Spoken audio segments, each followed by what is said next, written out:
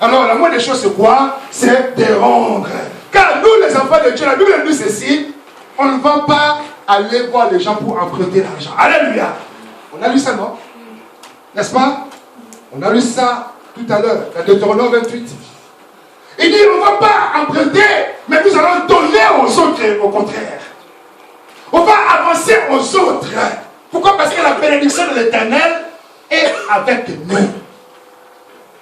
Mais quand nous empruntons, mes frères et sœurs, soyons aussi honnêtes et sérieux. Rendons les biens d'autrui à son propriétaire. Il t'a donné 1000 euros, toi, dans lui, c'est 1000 euros. Il t'a donné un fer à repasser, dans lui aussi, le fer à repasser. Surtout nous, les Africains, on est très dangereux. Quand quelqu'un vient prendre ton fer à repasser, mon frère, ton mère, pardonne-moi ton frère, je vais repasser. Tu donnes ton frère à repasser pour rendre, il faut que ton mère te passe encore après demander. Mais quand tu avais besoin, tu es venu chez moi me demander. Maintenant, moi j'ai besoin, je dois encore venir te demander. Est-ce que c'est pour toi? Mais ayons cet esprit et que voilà, ça ne m'appartient pas. J'ai demandé, après l'utilisation, je dois rendre. Je ne dois pas attendre que mon frère fasse encore la démarche, quitter sa maison jusqu'à chez moi pour prendre son bien. Moi, j'ai perdu beaucoup de choses comme ça, des outils. J'ai perdu beaucoup d'outils comme ça. Il y a des frères qui sont venus chercher. Maintenant, quand tu viens chercher, j'écris le nom. J'écris le nom, je mets la date ici. Comme ça, je sais que je t'ai donné. Si tu ne me rends pas, je sais que c'est toi. J'ai perdu beaucoup de choses, donc, c'est-à-dire des choses que j'avais, je dois encore commencer à acheter. Je ne les avais pas ramassées. Je les avais achetées. Je dois encore acheter parce que tu as pris et tu ne penses pas venir me rendre mon bien. Donc le Seigneur te qualifie de méchant. Tu es méchant. Si quelqu'un t'emprunte quelque chose, sache aussi lui rendre sa chose. Alléluia. Parce que ce n'est pas pour toi, c'est pour lui. Si seulement si je te dis, voilà, ça je te donne, hein, ça c'est différent. Je te donne, c'est-à-dire c'est pour toi, tu peux l'avoir. Mais tant que ma bouche n'a pas déclaré, je te donne, ce n'est pas pour toi. Amen. On va continuer. 5e point. On va s'arrêter parce que le temps presse. 5e point, on va lire Matthieu 6.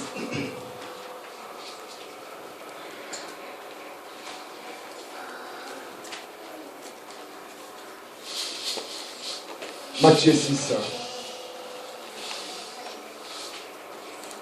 On va lire le verset 3. La Bible nous dit ceci. Mais quand tu fais le monde, que ta main gauche ne sache pas ce que fait la main. Alléluia. Mais quand tu fais le monde, que ta main gauche ne sache pas ce que fait la main droite. Afin que ton aumône se fasse en secret. Et ton Père qui voit dans le secret te les rendra. Alléluia. Que ton aumône se fasse dans le secret. Alléluia. Quand tu fais l'aumône, fais-le dans le secret. Mais qu'est-ce que nous constatons? Quand je bénis mon frère, on commence à se téléphoner.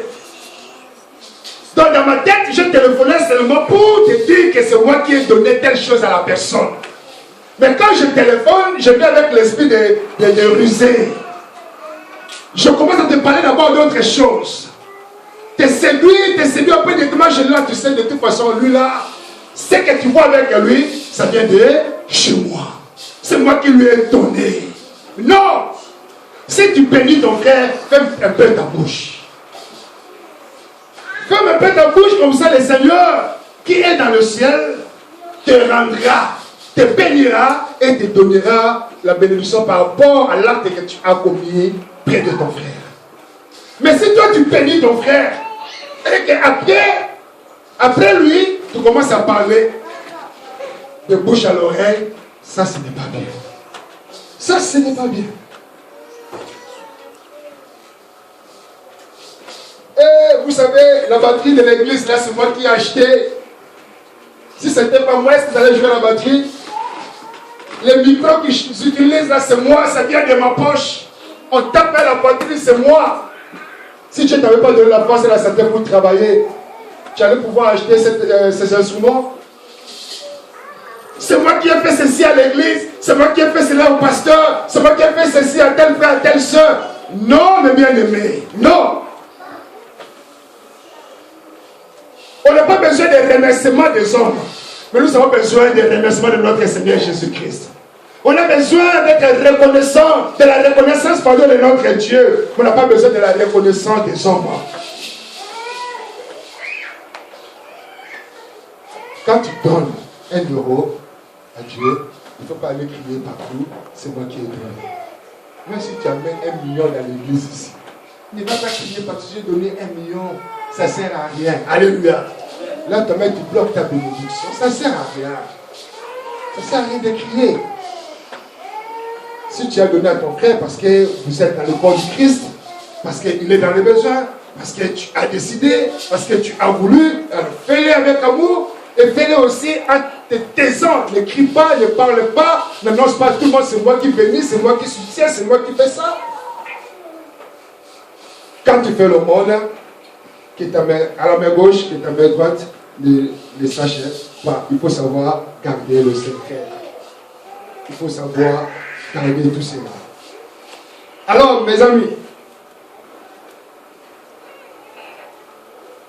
on peut citer aussi le péché, ainsi de suite. Il y a beaucoup de choses à citer.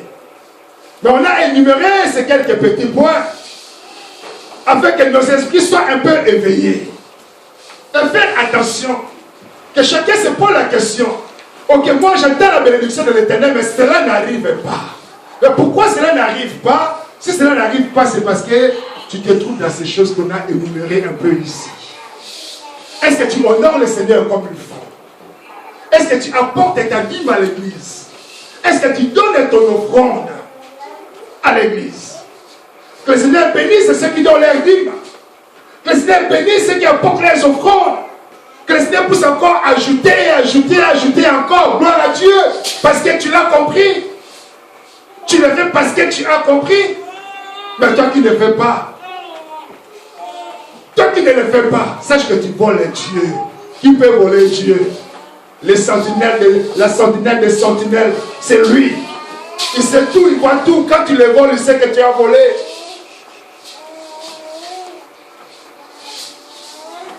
Est-ce que tu donnes ta dîme à l'Éternel? Est-ce que tu apportes ton offrande à l'Éternel? Et quand tu es avec tes frères, tes soeurs, tes amis, tes connaissances, vous parlez de quoi? Est-ce que vous critiquez les frères? Est-ce que vous critiquez l'Église? Est-ce que vous critiquez le peuple de Dieu? De vous parler d'autres choses. Ne suis pas le méchant. Ne laissez pas que les gens viennent dans vos maisons pour critiquer les autres. Ce n'est pas bien. Vous introduisez la malédiction dans vos maisons. Une personne paraît dans ta maison, il faut lui dire, hey, stop, ici chez moi, on ne parle pas de choses comme ça. C'est mon frère, c'est ma soeur, tu ne dois pas parler de lui comme ça chez moi à la maison. Est-ce que aussi, quand tu donnes ton offrande, tu gardes le silence? Ou bien tu cries partout? C'est moi qui ai donné. Quand tu bénis, tu achètes un instrument à l'église, est-ce que tu fermes ta bouche? Ou bien tu cries partout? C'est moi qui ai acheté tel instrument à l'église.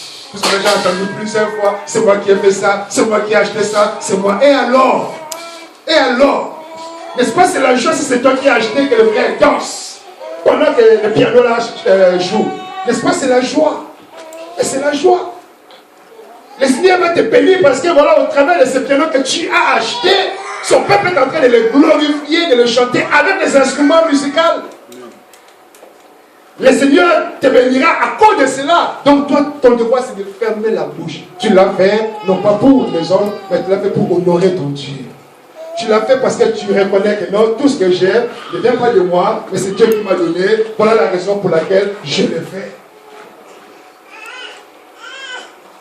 Donc mes amis, on doit essayer, on doit faire tout le nécessaire de passer ces genres d'obstacles, de retirer ces genres d'obstacles, de les détruire, afin que la bénédiction de l'Éternel nous parvienne. Il faut arracher ta bénédiction. Et pour l'arracher, il faut obéir au commandement de Dieu. Honneur à l'Éternel d'abord, mon ami. Il ne faut pas avoir un autre Dieu devant la part de l'Éternel. Ne mets pas Dieu devant autre chose. Ne mets pas Dieu devant peut-être tes business et Dieu derrière le business. Non, mets Dieu devant. Il faut qu'il soit le numéro 1. J'ai constaté une chose aussi. Quand il y a les vacances, même la foi des chrétiens, même la foi prend vacances. La foi aussi est en vacances, tranquille. En été, quand je regarde les chrétiens, ils ont une autre mentalité qu'en hiver. Et je me demande pourquoi. N'est-ce pas, c'est Dieu-là, il a créé l'été, l'hiver, le printemps, l'automne. En été, les chrétiens sont bizarres. On les voit à l'église aujourd'hui, après 3 semaines, on les voit. Après 1 mois, on les voit. Et pourtant, Dieu n'a pas changé. Dieu est le même. Dieu est le même. Aujourd'hui, on est froid, demain, on est chaud. Aujourd'hui, nous sommes froids, demain, on est chaud. Mais quand nous regardons la vie de David, la vie de David était comme ça aussi. C'est gênant. Quand il élevait des brebis dans la forêt, c'était pas une vie facile. C'était une vie dure. Quand David était pourchassé par Saoul, c'était pas facile. Sa vie était en danger. Mais nulle part David a abandonné le Seigneur. Il avait des fois des situations très difficiles, mais David s'est accroché toujours à l'Éternel. Il s'est accroché toujours à l'Éternel. Mais nous aujourd'hui, quand il fait chaud, parce qu'il fait chaud, je ne vais pas à l'église. Quand il fait froid, je ne vais pas à l'église parce qu'il fait froid. Alors qu'est-ce que tu veux? Tu veux quoi? Il fait chaud, je ne vais pas à l'église. Il fait froid,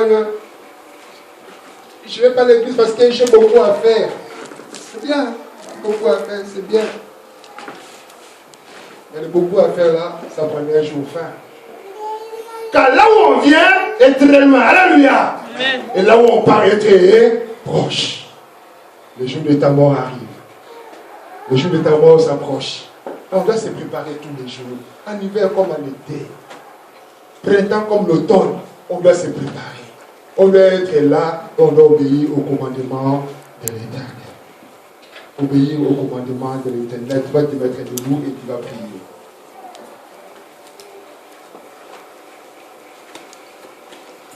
Car il y a la bénédiction sur la tête du juste. Celui qui est juste.